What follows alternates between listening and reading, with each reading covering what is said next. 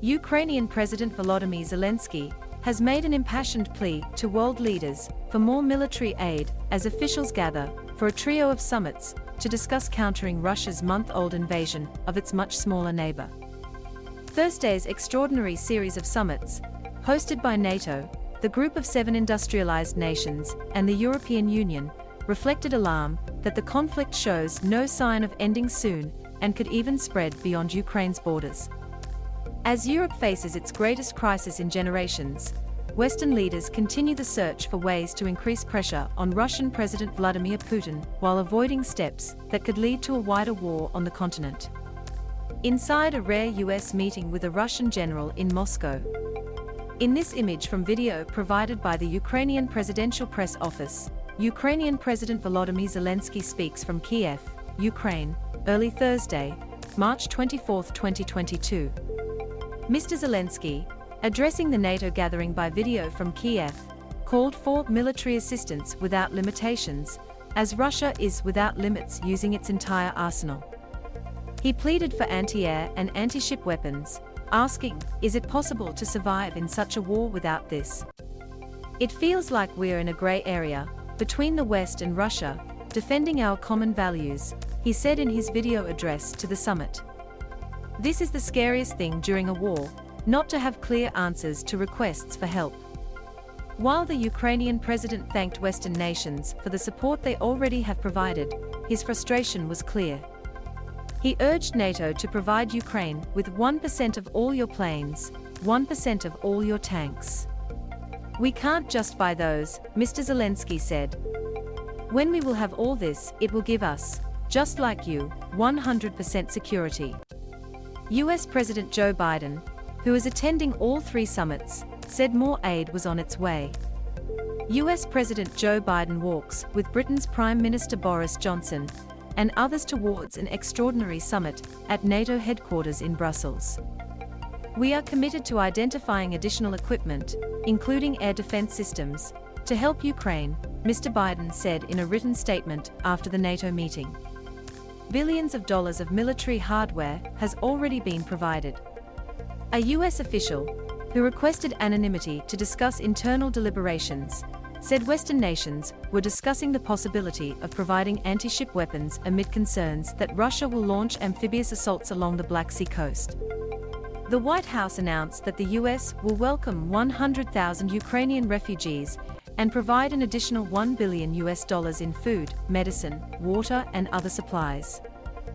Washington will expand its sanctions on Russia and work with other Western nations to ensure gold reserves held by Russia's central bank are subjected to existing sanctions.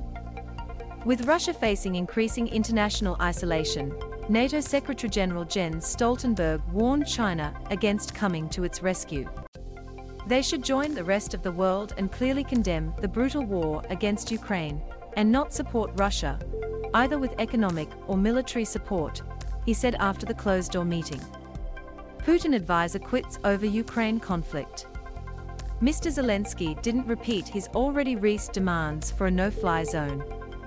He told the leaders seated at a large round table, "We gather at a critical time for our security.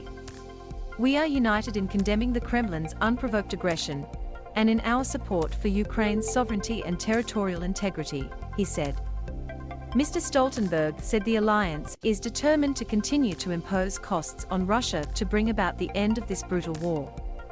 The possibility that Russia will use chemical or even nuclear weapons has been a grim topic of conversation in Brussels, but a possibility leaders were preparing for. Biden has said that possibility is a real threat. In addition, Kremlin spokesman Dmitry Peskov told CNN this week that Russia could consider using its nuclear weapons if it felt there was an existential threat for our country. British Prime Minister Boris Johnson, front right, looks toward US President Joe Biden, front left, at a group photo during an extraordinary NATO summit at NATO headquarters in Brussels. A senior European diplomat said Western leaders would continue having quiet discussions on how to respond if Russia resorts to what would be the world's first use of a tactical nuclear weapon.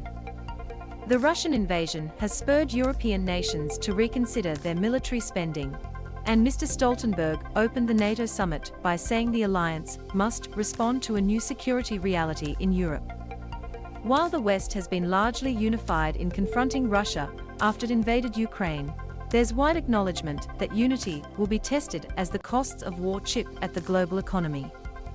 The bolstering of forces along NATO's eastern flank, almost certainly for at least the next 5 to 10 years if Russia is to be effectively dissuaded, will also put pressure on national budgets.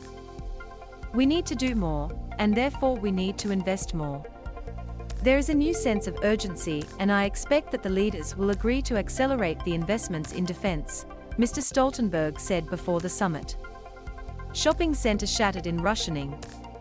The energy crisis exacerbated by the war will be a particularly hot topic at the European Council summit, where leaders from Spain, Portugal, Italy and Greece are hoping for an urgent, coordinated bloc-wide response. EU officials have said they will seek US help on a plan to top up natural gas storage facilities for next winter, and they also want the bloc to jointly purchase gas. German Chancellor Olaf Scholz has dismissed calls to boycott Russian energy supplies, saying it would cause significant damage to his country's economy. Mr. Scholz is facing pressure from environmental activists to quickly wean Germany off Russian energy, but he said the process will have to be gradual. To do so from one day to the next would mean plunging our country and all of Europe into recession, he said on Wednesday. Displaced Ukrainians on a Poland-bound train bid farewell in Lviv, western Ukraine. Poland and other eastern flank NATO countries will also be looking for clarity on how the United States and fellow European nations can assist in dealing with their growing concerns about Russian aggression, as well as a spiraling refugee crisis. More than 3.5 million refugees have fled Ukraine in recent weeks, including more than 2 million to Poland. Mr. Biden is scheduled to visit Poland on Friday, where both issues are expected to be at the center of talks with President Andrzej Duda. Another significant moment could come shortly before he returns to Washington on Saturday. The White House said he plans to deliver remarks on the united efforts of the free world to support the people of Ukraine, hold Russia accountable for its brutal war, and defend a future that is rooted in democratic principles. Mr. Biden's national security advisor, Jake Sullivan, said the president and fellow leaders would aim to set out a longer-term game plan for what forces and capabilities are going to be required for the alliance's eastern flank countries. 4 new NATO battle groups, which usually number between 1,000 to 1,500 troops, are being set up in Hungary, Slovakia, Romania and Bulgaria. Mr. Zelensky said late Wednesday he wants the alliance to declare that it will fully assist Ukraine to win this war by supplying any weapons necessary. NATO Secretary General Jens Stoltenberg, Center Front Left, US President Joe Biden, Center Front, and British Prime Minister Boris Johnson, Front Right, posed during a group photo during an extraordinary NATO summit at NATO headquarters in Brussels, Thursday, March 24, 2022. As the war in Ukraine grinds into a second month, President Joe Biden and Western allies are gathering to chart a path to ramp up pressure on Russian President Vladimir Putin while tending to the economic and security fallow. Ursula von der Leyen, head of the European Union's executive arm, said before Biden's visit that she wants to discuss the possibility of securing extra deliveries of liquefied natural gas from the US for the 27-nation bloc for the next 2 winters. The EU imports 90% of the natural gas used to generate electricity, heat homes and supply industry, with Russia supplying almost 40% of EU gas and a quarter of its oil. The bloc is looking at ways to reduce its dependence on Russian gas by diversifying suppliers.